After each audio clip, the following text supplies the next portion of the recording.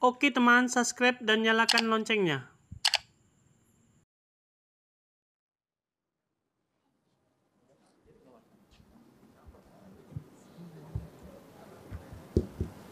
Assalamualaikum warahmatullahi wabarakatuh. Selamat sore, Shalom, Om Swastiastu, Namo Buddhaya, Salam Kebajikan, Rahayu. Yang saya hormati teman-teman yang ada di ruangan ini dan teman-teman media. Pertama, terus terang saya cukup kaget meskipun sudah banyak yang membicarakan, tapi terus terang saya tidak pernah berpikir atau membayangkan menjadi menteri, karena ini kepercayaan Bapak Presiden dan Bapak Wapres, dan ini untuk saya mengabdi untuk negara, maka saya matur nuwun kepercayaannya oleh Bapak Presiden dan Bapak Wapres serta tentunya seluruh bangsa Indonesia. Yang kedua, program kami adalah yang pertama adalah perbaikan data untuk data-data penerima bantuan. Kami akan kerjasama dengan Kementerian Dalam Negeri, terutama terkait data kependudukan dan perguruan tinggi yang ada di wilayah masing-masing. Karena menurut saya akan sangat lebih baik kalau kami melibatkan perguruan tinggi juga di dalam implementasi kami di lapangan, sehingga output atau goal-nya bisa dilihat dan bisa kita lakukan evaluasi bersama dengan perguruan tinggi. Yang kedua adalah kami akan menyampaikan ke Bapak Presiden bahwa program-program kami adalah program pemberdayaan. Jadi sebagaimana diamanatkan di undang-undang bahwa yang pertama adalah kemanusiaan, keadilan, dan fakir miskin itu dan anak-anak terlantar itu di bawah tanggungan pemerintah. Karena itu kami akan perhatian terutama terhadap anak-anak terlantar, kemudian fakir miskin, itu yang akan kami prioritaskan untuk program pemberdayaannya. Jadi sehingga anak-anak kita bukan hanya menengadahkan tangan, tapi mereka bisa melakukan segala sesuatu, termasuk yang sudah kami lakukan sebelumnya adalah bagaimana meskipun mereka disabilitas, namun mereka bisa berguna dan bermanfaat. Juga anak-anak jalanan mereka bisa berguna untuk bangsa dan negara kita. Yang ketiga adalah kami akan melakukan pemberdayaan karena dengan kerjasama dengan beberapa kementerian, misalkan Kementerian Koperasi, Perdagangan, Perindustrian, karena kami akan memberdayakan kalau suaminya sudah bekerja, namun kondisinya dia masih butuh bantuan atau miskin, maka kami akan melibatkan mesin yang kedua, yaitu kaum ibu-ibunya. Kami akan bekerja sama dengan program yang sama. Tadi saya sampaikan membentuk koperasi bisa di tingkat kecamatan dan bisa di tingkat kelurahan. Kita akan lihat perkembangannya membutuhkan, karena tiap daerah itu mempunyai karakteristik yang berbeda-beda. Namun kita punya pengalaman bahwa koperasi itu sangat membantu. Kemudian juga bagaimana meningkatkan income dan mengurangi pengeluaran. Itu yang kita lakukan. Jadi misalkan mengurangi pengeluaran, kita berikan program-program pertanian yang bisa dilakukan dengan cara sederhana, sehingga tentunya bekerja sama dengan Kementerian Pertanian, sehingga bisa dikurangi untuk pengeluaran. Kemudian untuk peningkatan pendapatan, maka kita akan buat program-program, tadi saya sampaikan bekerja sama dengan kementerian-kementerian yang lain. Tentunya kalau kita bisa bersama-sama, tentunya percepatan untuk pengurangan kemiskinan dan pengurangan terutama untuk warga yang membutuhkan, seperti penyandang disabilitas dan kemudian masalah sosial, itu bisa ditangani secara komprehensif dan terintegrasi. Meskipun kami harus melakukannya tidak bisa sendiri, kami harus bekerja sama dengan kementerian yang lain. Saya kira itu, dan kemudian yang terakhir tentunya untuk anak-anak terlantar. Kita ingin bahwa anak-anak semua mendapatkan hak untuk dia bisa mendapatkan akses pendidikannya. Mereka juga harus mendapatkan hak untuk kesehatannya. Karena itu kami juga akan bekerja sama dengan Kementerian Kesehatan untuk bagaimana mengelola kesehatan yang kita berikan bisa mempunyai hak untuk warga memang yang penyandang permasalahan sosial. Itu yang harus kita tangani secara bersama-sama. Saya kira itu yang bisa saya sampaikan. Terima kasih. Wassalamualaikum warahmatullahi wabarakatuh. Selamat sore. Om Swastiastu. Salam Rahayu. Terima kasih Bu Tri. Silakan kembali ke tempat duduk Bu. Berikutnya Pak Sandiaga Uno, dipersilakan Pak.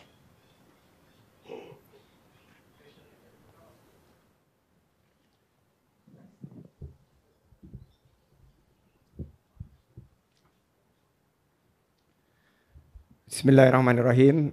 Assalamualaikum warahmatullahi wabarakatuh. Salam sejahtera bagi kita semua. Shalom, Om Swastiastu, Namo Buddhaya, salam kebajikan, salam sehat, salam hormat, penuh semangat. Yang saya hormati, koleha-koleha yang telah hadir pada hari ini dan rekan-rekan yang juga pada sore hari ini hadir di Istana Merdeka. Pertama-tama, saya ingin mengucapkan Hari Ibu untuk seluruh ibu di pelosok Nusantara.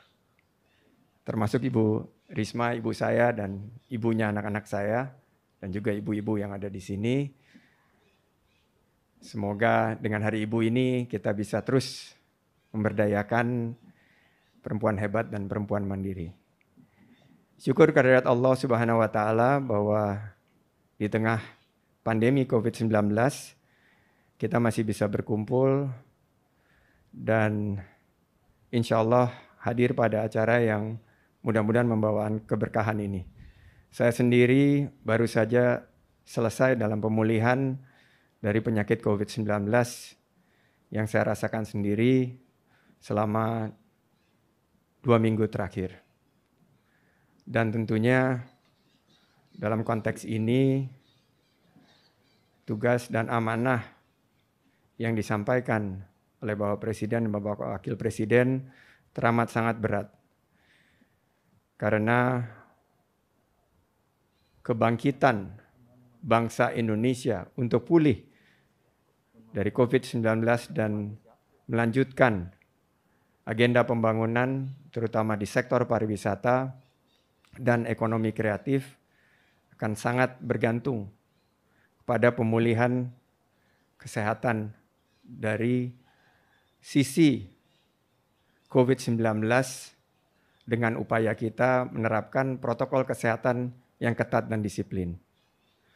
Yang kedua, tentunya adalah jutaan lapangan pekerjaan yang di sektor pariwisata maupun ekonomi kreatif berjumlah belasan, mungkin puluhan juta yang harus kita selamatkan. Adapun sektor pariwisata dan ekonomi kreatif ini akan menjadi lokomotif pasca pandemi COVID-19 untuk kita melanjutkan agenda-agenda pembangunan di sektor ini untuk terus membuka lapangan kerja seluas-luasnya dan menghadirkan kesejahteraan bagi para rakyat masyarakat Indonesia. Terakhir, strategi yang mungkin bisa diadopsi adalah strategi inovasi dengan menggunakan teknologi, menggunakan pendekatan-pendekatan big data, pendekatan kekinian untuk memetakan baik dari segi potensi maupun penguatan dan memastikan para pelaku sektor pariwisata dan ekonomi kreatif bisa bertahan. Tapi bukan hanya survive, but also thrive. Survive and thrive. Bertahan dan menangkap peluang menjadi pemenang. Strategi inovasi. Kedua adalah strategi adaptasi. Karena kita sekarang menghadapi pandemi, mendahulukan kesehatan dan keselamatan di setiap destinasi pariwisata dan di setiap lini ekonomi kreatif. CHSE salah satunya. Dan terakhir tentunya adalah kolaborasi. Kita akan berkolaborasi dengan semua pihak. Kementerian, lembaga, pemerintah pusat, pemerintah daerah, pemerintah provinsi, pemerintah kabupaten kota, akademisi, universitas, maupun juga masyarakat dan dunia usaha. Teman-teman Kadin, HIPMI, teman-teman PHRI, dan seluruh asosiasi yang tergabung dalam sektor yang teramat sangat penting ini. Semoga Allah Subhanahu wa Ta'ala meridhoi dan memberikan kekuatan kita untuk keluar dari pandemi COVID-19 ini dan membangun sektor pariwisata dan ekonomi kreatif yang lebih baik lagi ke depan. Saya ucapkan terima kasih kepada para pemimpin-pemimpin Kementerian Pariwisata dan Ekonomi Kreatif sebelumnya. Tentunya kita harus terus menjalankan kolaborasi, melanjutkan yang baik, dan mengkoreksi apa yang perlu diperbaiki. Terima kasih. Wabillahi taufik wal hidayah. Wassalamualaikum warahmatullahi wabarakatuh. Terima kasih Pak Sandiago. Berkenan kembali ke dalam Istana Merdeka, Pak. Kemudian berikutnya Pak Budi Gunadi Sadikin. Silakan, Pak. Bapak Ibu yang saya hormati, Assalamualaikum warahmatullahi wabarakatuh. Salam sejahtera untuk kita semua. Bapak Ibu, saya mengucapkan terima kasih atas tugas dan kepercayaan yang diberikan oleh Bapak Presiden dan Wakil Presiden kepada kami. Semoga amanah ini bisa kami jalankan dengan sebaik-baiknya. Kami ditugasi, salah satunya adalah untuk mengatasi masalah yang disebabkan oleh virus SARS-CoV-2 ini. Sehingga semua anak-anak kita bisa segera kembali ke sekolah, belajar bertemu dengan guru-gurunya. Agar semua pengusaha-pengusaha UKM bisa membuka toko-tokonya dan kembali berdagang seperti biasa. Dan agar semua pekerja bisa datang kembali ke kantornya dan memulai hidupnya normal. Dan agar semua keluarga kita bisa kembali bersilaturahmi dengan sesama teman-teman dan keluarga mereka. Dan kami tidak mungkin melakukannya sendiri. Kami harus melakukannya bersama-sama. Kementerian Kesehatan tidak mungkin melakukannya secara eksklusif. Kita harus melakukannya secara inklusif. Dan kami percaya tidak cukup pemerintah membuat program-program pemerintah sendiri, tapi ini harus merupakan suatu gerakan yang dilakukan bersama-sama dengan seluruh rakyat Indonesia. Saya percaya kalau kita bersatu bersama-sama dengan asosiasi, dengan pemerintah daerah, dengan seluruh komponen bangsa yang ada, kita bisa membangun sistem layanan kesehatan publik yang kuat dan siap mengatasi masalah SARS-CoV-2 ini. Dan kita juga bisa mempersiapkan sistem layanan kesehatan publik yang siap, kuat, mumpuni, agar generasi sesudah kita bisa menghadapi SARS-CoV-3 atau SARS-CoV-4 yang kita tidak tahu kapan datangnya. Semoga Indonesia saat ini pasti lebih baik dari Indonesia masa lalu.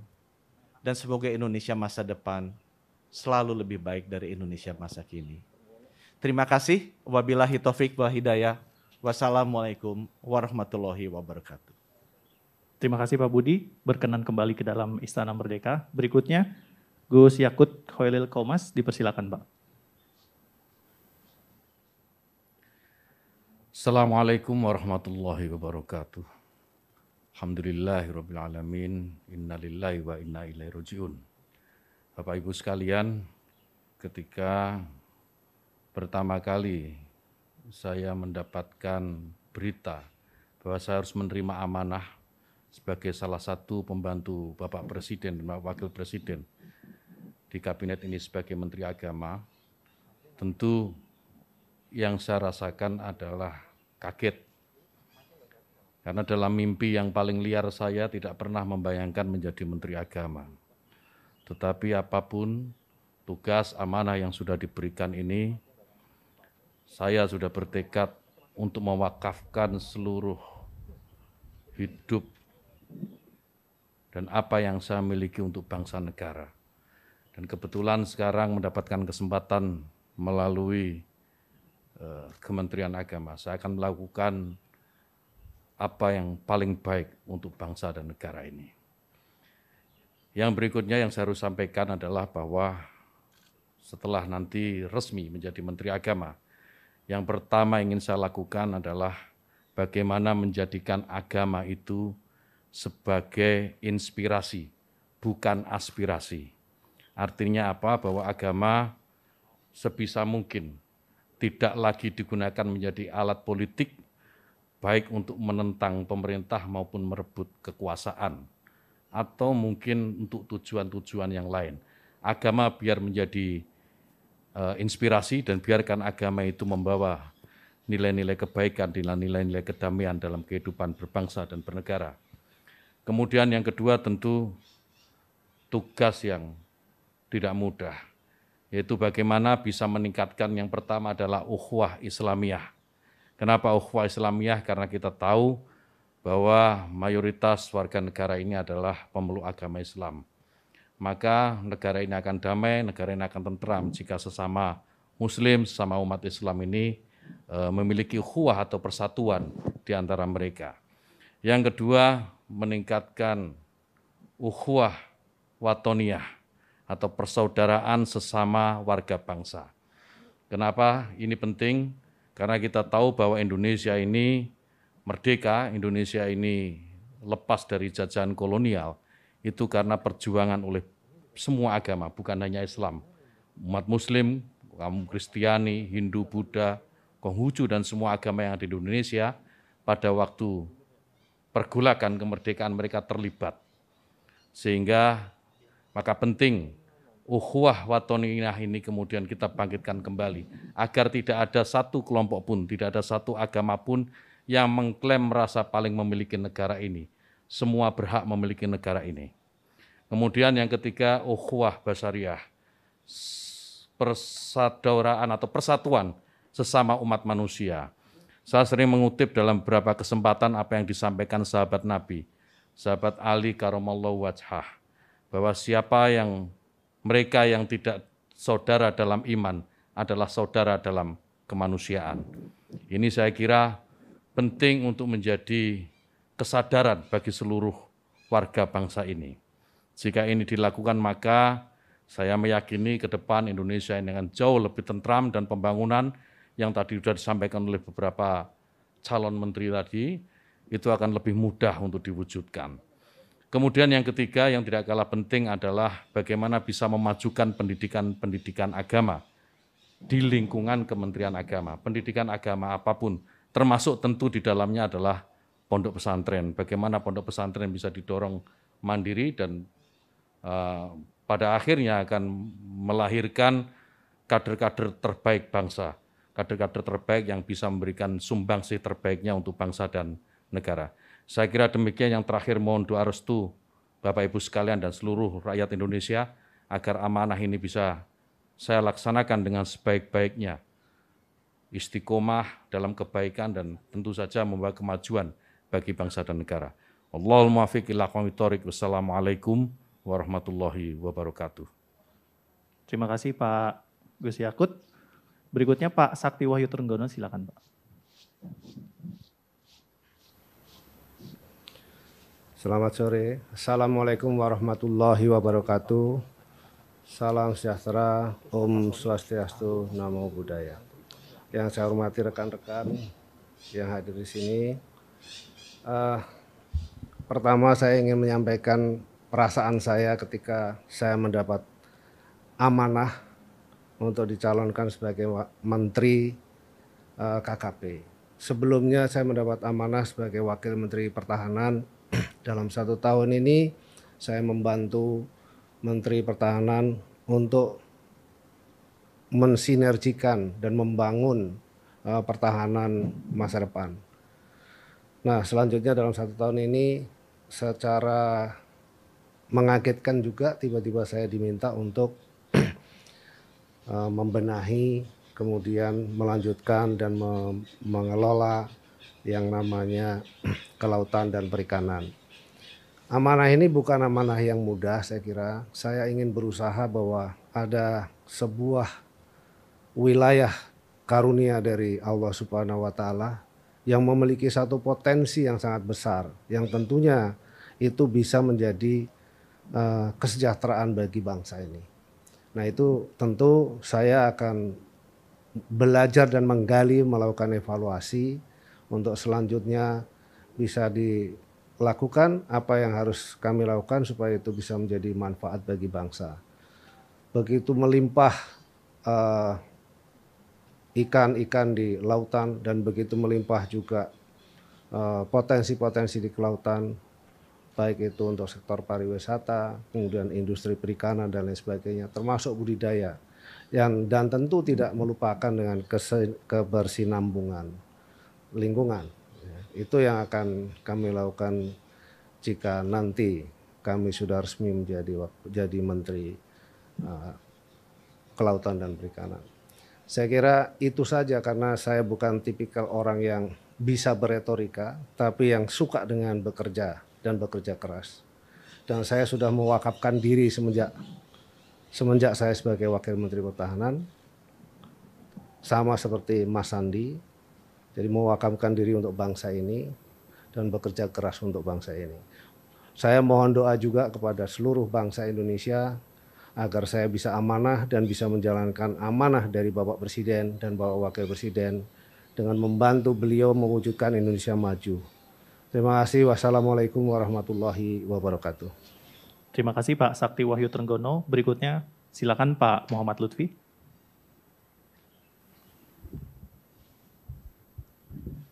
Bismillahirrahmanirrahim. Assalamualaikum warahmatullahi wabarakatuh.